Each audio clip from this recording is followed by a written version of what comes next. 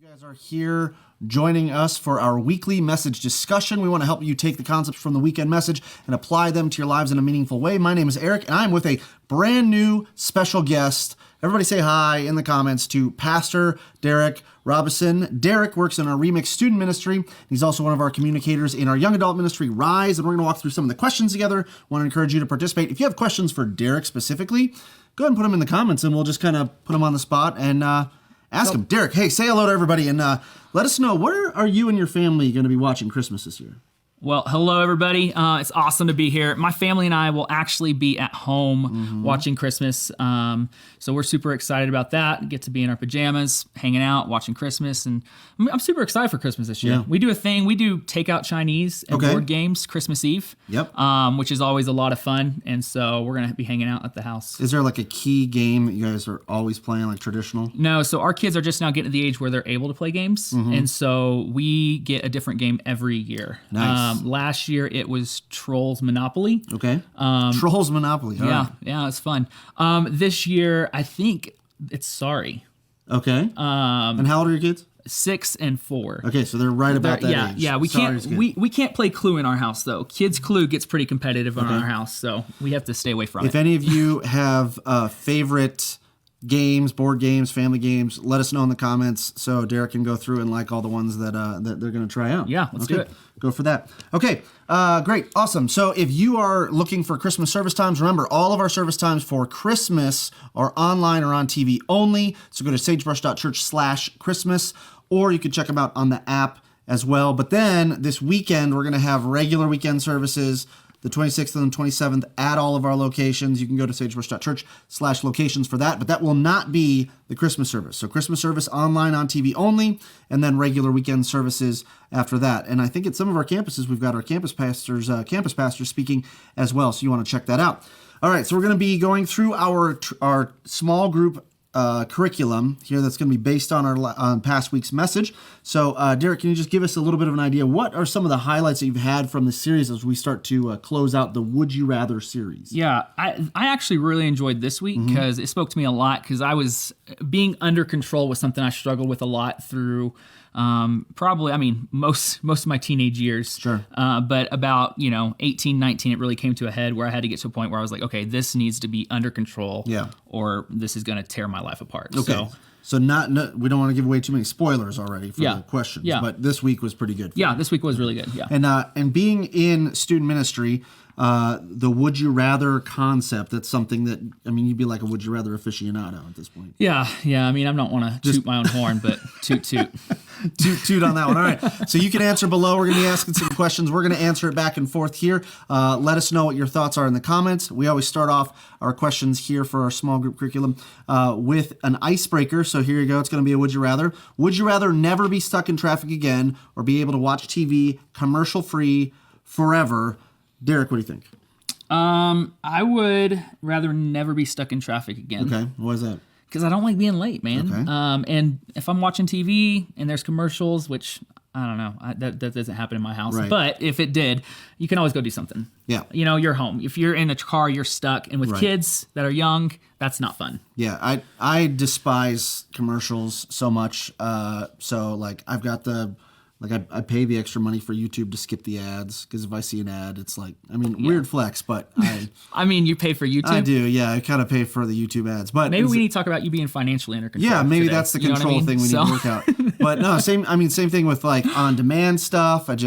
I hate the commercials. So if it meant you'd have to go back to the TV commercial thing, then I would rather do that than stuck in traffic. But I agree with you. With our modern way that we watch and stream stuff, I would much rather never be stuck in traffic again. We actually, my wife, the Christmas station is on in our car all the time now. Normally it's Spotify, but I found out I've remembered how much I hated radio commercials, man. Yeah. And my kids aren't used to them. They don't hear them because we Spotify, we stream everything.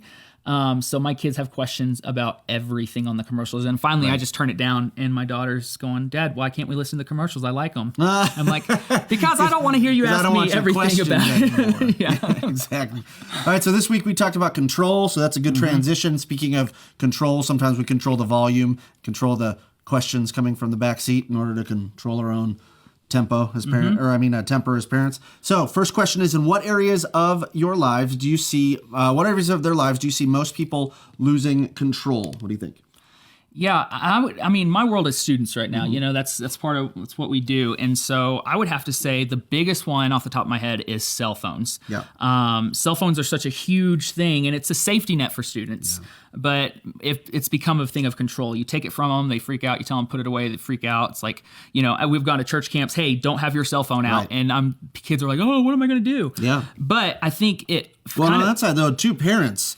Oh, my kids can't contact me. Oh, right? Yeah. I'm like, I have a phone. You can contact me. Like, it'll be okay. Yeah. But the say parents, like, I have to say, and we're all guilty of it to some point, but you look at the student and you take it back home, and what are they seeing their parents do? Right. And some people are really great with their phones. Other people, man, they have them up all the time. Right. And I know I've been guilty of it. You come home from a long day of work, you just want to veg, and your phone's right here. But when you have kids, and that's modeling for them what they're supposed to be doing, then that's when it becomes an issue. It's a control issue. Yeah, that is true. It's one of my favorites to see this, you know, and you're like, you see a parent and I've done it too, where you're like, hey guys, we got to get off the TV. Hey, put your tablet down. And you're sitting here doing this, or even, you know, I got my work computer out and guys, okay, no more screens today. And it's like, I'm still doing it.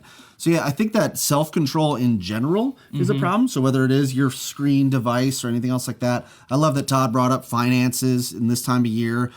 You know, it's that January when your credit card statement from December comes in that you start to looking, oh man, maybe I'm not in control. So you might feel like you're in control now, but come January, I think we all kind of have a different, you know, and then February hits. You know what I love? Yeah. I love going to the gym in January. Okay. Actually, I hate it because people want to get control Right. of their health, and so what does everyone do? They buy a gym membership, and it's the worst time for me to go to the gym because I can never get in or get the equipment I want to use. The first 2 weeks, the parking lot's packed, and then like right after that, it empties out. Yeah. So I even talked to my wife about it. I was like, get ready for the gyms to be packed. Yeah, you know, for sure. So we're going to hop into the Bible here. We're going to open up James chapter 5, verses 13 through 18. So you can read along with us. You can open up a new tab, get the Bible app out, or, you know, make some notes on your own. Here we go. The power of prayer. Are any of you suffering hardships? You should pray. Are any of you happy? You should sing praises. Are any of you sick? You should call for the elders of the church to come over and pray for you, anointing you with the oil in the name of the Lord. Such a prayer offered in faith will heal the sick, and the Lord will make you well. And if you have committed any sins, you will be forgiven. Verse 16, confess your sins to each other and pray for each other so that you may be healed. The earnest prayer of a righteous person has great power and produces wonderful results. Elijah was as human as we are, and yet when he prayed earnestly that no rain would fall, none fell for 3.5 years. Then when he prayed again, the sky sent down rain, and the earth began to yield its crops. So after reading that, acknowledging that we need help is one of the first steps to finding freedom and self-control. What area of your life feels out of control right now? Yeah, I was looking at this, and I was even talking to you about it. I can't think of an area that in like a single area. Mm-hmm. I would say one of the areas that I do struggle with to kind of keep under control is that being tenderhearted and mercy. Okay. For me, that's one of the ones that I'm like, man, this is something I've struggled with. Sure. In the past, the area that was super out of control was lust and pornography, and I mean, it was just to the point I was consumed by it, and so which goes back to the device issue. Now you've got the devices in your hands, and that's something that we see students struggling with, you know, and talking about students, you know, porn and drugs is a huge thing here. Which I'm from Missouri, and moving here, I didn't realize. I mean, people were like, hey, you know, students struggle with this, and then I got around it and I heard it, and I was like, oh man, this is actually a really big struggle. Yeah. And so that's something we see out of control in students all the time. Well, especially now with most people, you know, being stuck indoors or not having a lot of the same extracurriculars that they're able to go to. And so there is that sense, like you brought up very early, which I thought was great, was we're seeking control. And so when you can't control your schedule, or you can't control, maybe some of you were looking forward to basketball season or football season or whatever the next season is for you in sports as a student. And now it's like, I don't have control over that. So now this starts to become a control factor for you. That and video games. And video games. Yeah, exactly. Yeah. So I think for me specifically, what I think I have a hard time controlling in this season of life, because I'm around my kids and my family a lot more, and they're young and they're boys and they're just crazy is like controlling I would say my temper and my attitude, and trying to realize that, the little things that frustrate me, whether it's like you were talking about a kid asking a question about a commercial, like, can I just be more mature and let that go and be in control of my emotions so that I don't raise my voice, so I'm not doing all that kind of stuff, when in reality it's like, is that really... Is what they're doing really a big deal? So for me, when the gyms were shut down, because that's such a stress relief for me, Right.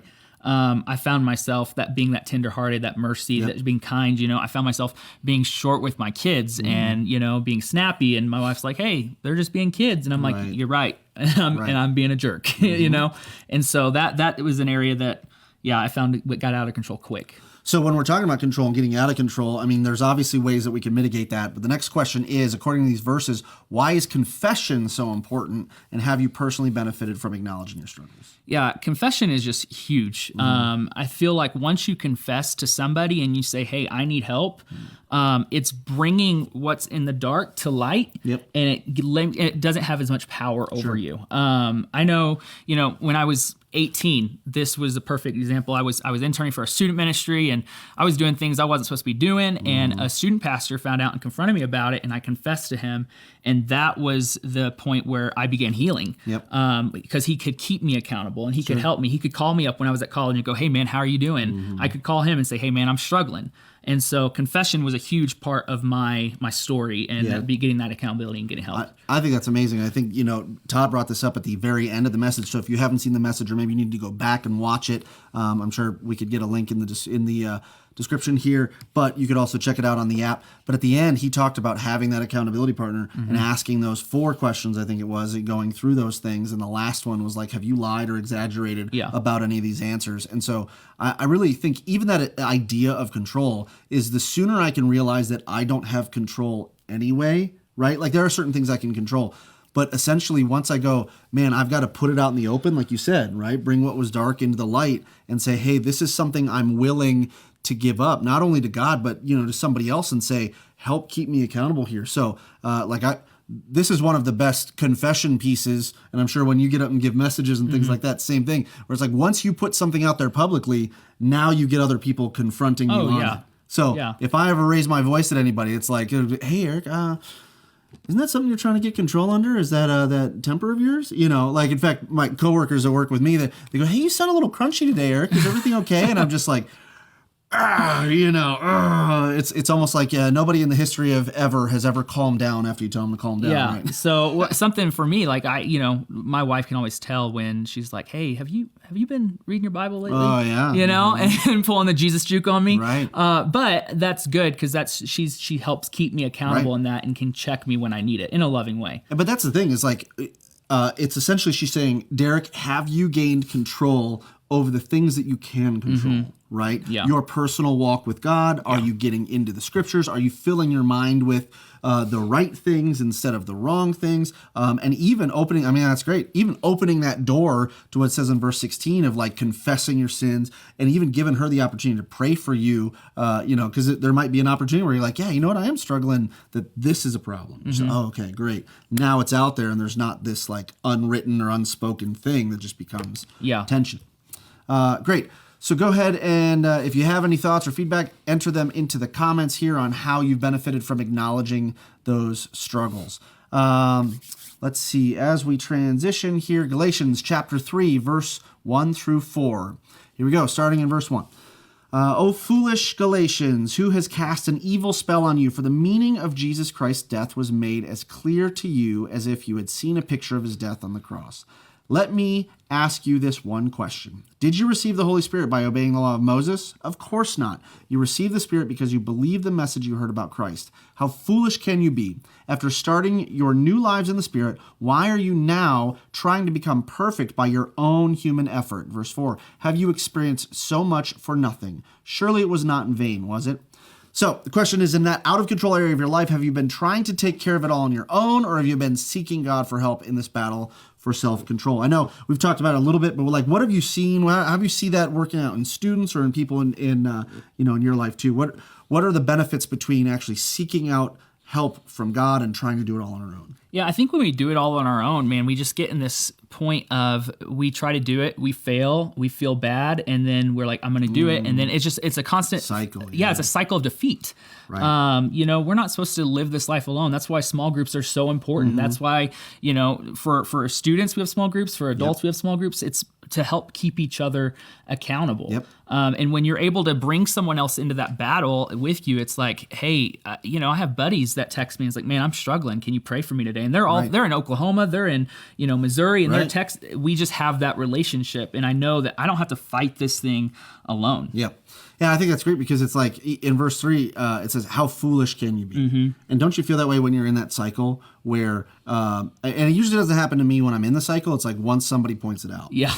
Like I'm doing this all on my own, almost like you were talking about with your wife, where she asked you the question like, hey, but it's like I'm doing it all on my own. So it's like, oh, I don't feel like I'm achieving enough. Like for me, it's like I don't feel like I'm achieving enough. So I have to try something to achieve more. Oh, that's not working. I have to try something to achieve more. Oh, that's not working. Like, one of the ways that I bet my wife could tell that I'm stressed is when I'm just doing projects around the house that don't matter. Yeah. It's like, oh, I got to get this stuff taken care of and put away. And she's like, what are you doing? Like, chill out. And it's like, no, I've got to just do this thing. It's like, no, you don't. And it's because I feel like I'm either out of control or I've got this issue or I'm not achieving enough, when in reality, I've got to be able to take a breath and go, okay, am I depending on myself for this, or am I depending on God and His Spirit? So and it's so easy for us to just depend on ourselves. Yeah. That's our natural go-to. Because a lot of us, for me, that's what it is too. It's like I'm a guy. I have a plan A, a plan B, and a plan C. If I'm hit with bad news, I'm immediately coming up with an idea of, okay, this is how we're going to work through this. Yep. But to stop yourself and say, hey, I don't have control of this situation. God, I give it to you. That's a sign of maturity. That takes a lot. And that was even acknowledging, your struggles. That's going back to a previous question, is probably one of the biggest things you have to do is acknowledge that you are not in control. Then acknowledge and saying, oh, I'm not even, whatever the situation is, I'm not even dealing with it appropriately. You can insert whatever out of control situation it is, taking that first step to acknowledge, God, I haven't come to you with this yet, right? And that's a very important first step too. Okay, so what does it look like to seek God for help as you seek to have self-control in certain areas of your life? How does that actually work? Yeah, and I thought it was awesome because Todd, he mentioned exactly what I do. He was like, God, I surrender this to you. I give you control. And I feel like that's an everyday thing for us. When I was battling my issue with lust, it was like, God, I give you my sexuality. Right. I give you who I am. And I know I can't do this, but through you, I can. Whether it's me being tenderhearted, one of my prayers is, God, help make me tenderhearted. Yeah. Like, give me compassion. Show me how to better be empathetic towards my wife, my kids, the people around me. And so it's just literally, I give you this. And and it's not just a one-time thing. He mentioned with your finances. It's not just like, oh, I give you my finances and everything's going to be okay. Right. It's constant work.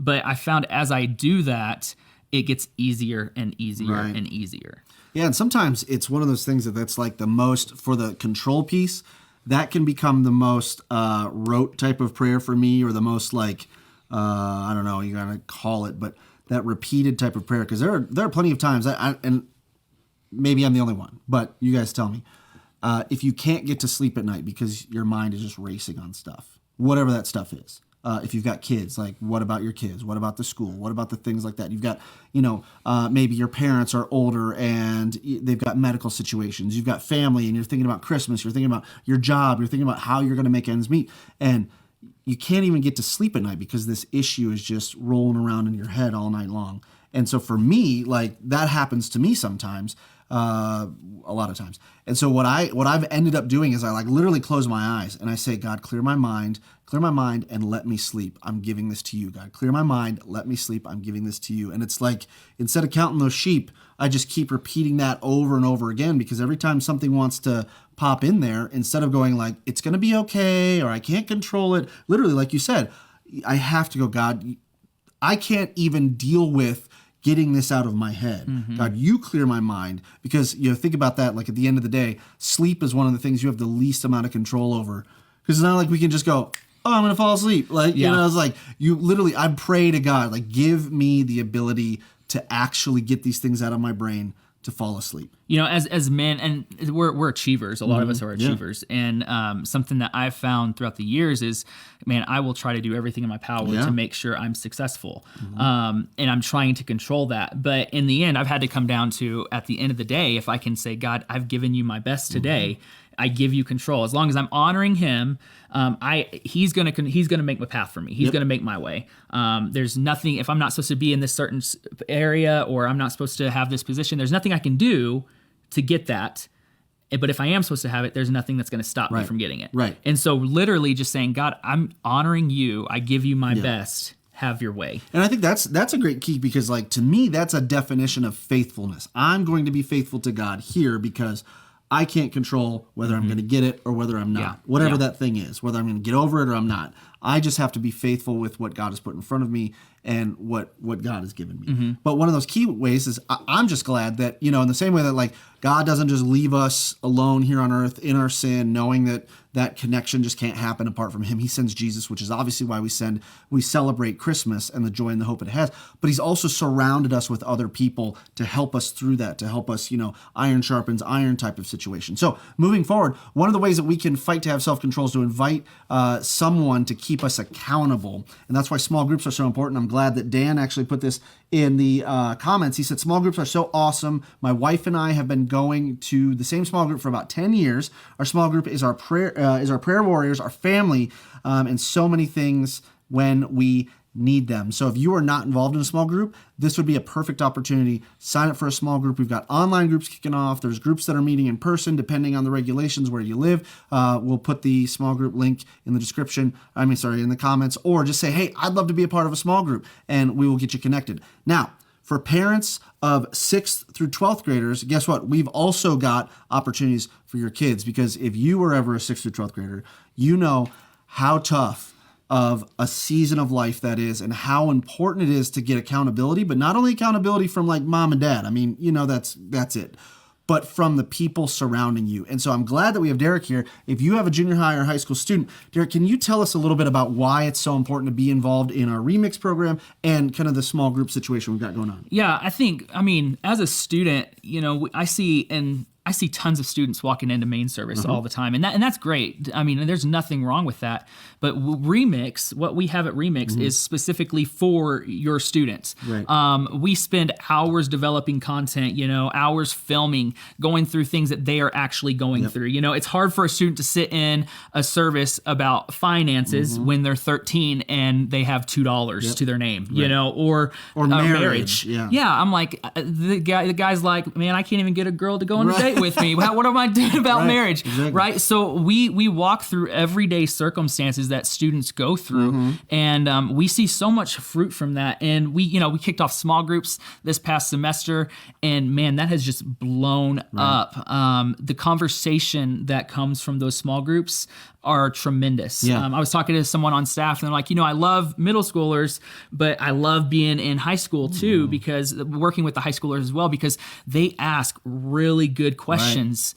And that they probably won't ask their parents. Right. And that's nothing to say anything wrong against their parents. There's just something when you get an outside perspective that's not mom and dad, that's like a 23-year-old boy, male or female leader, and they're like, oh man, this person's cool. It's not dad just going, you should not spend your money that way, you know? But they're giving me life perspective. Right. And that's why small groups are so huge, because in this season we're seeing more loneliness, more depression, more, you know, suicide rates have gone way up, and students are just down, man. And so the fact that we have some place for them to show up that's just for them, and that leaders are giving their time because they care enough about your students to see the spiritual transformation that happens in their lives is huge.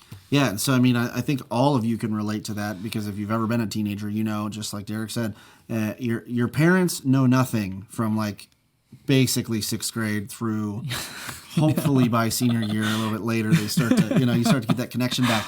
But what I love about our Remix program is that there is a place for students to be held accountable, for them to be heard, for them to talk about those things that they're struggling with. And then I would also say too, you know, depending on wherever you live, this guy, Derek, and the team that he gets a chance to work with, they're putting out content every single week online. And so I think we've already posted a link to our students page here, which will give you access to our online experience. So if you aren't coming in person, or maybe you are an online attendee and you've got junior high or high school student, make sure you check out Remix online as well. And then we're going to be kicking off small groups. Give us a little bit of the schedule just so we know what the dates are. Yeah, so Remix right now currently is at most campuses on a break. We started a 3-week break this past weekend, so we got 2 more weeks. The 9th and 10th, we're going to be back. But then we're after the 9th and 10th, on the 16th and 17th, we're starting a brand new series called Changes.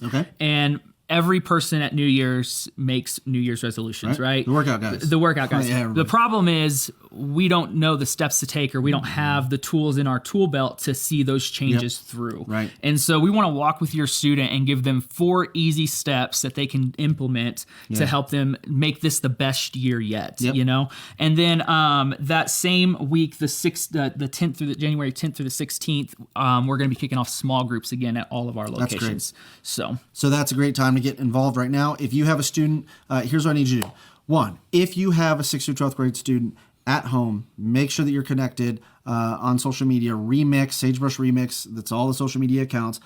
2, if you have questions about what we're doing, you can email students at sagebrush.church. They will connect with you, answer any of those questions for your Remix students. And then 3, if you do not have students of that age at home, identify someone in your life that does, because the chances are, like, parents have been praying for help.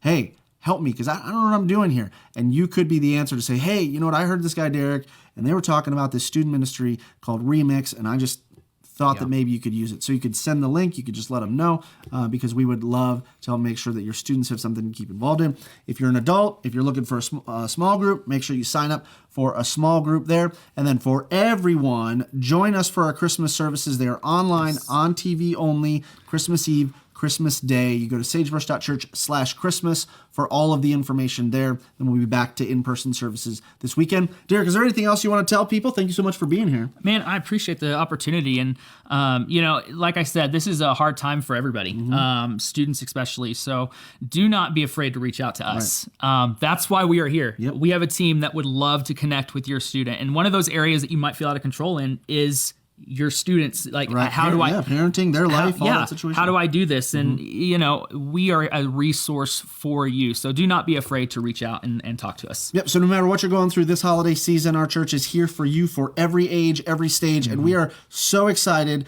that no matter what we've faced in this past year, no matter what is in front of us, there is hope, there is joy, there's anticipation in the Christmas story, because God sent his son, Jesus Emmanuel, to be with us, and we can't wait to celebrate that with you in a couple of days. So on behalf of Derek, my name is Eric. You guys have a great week.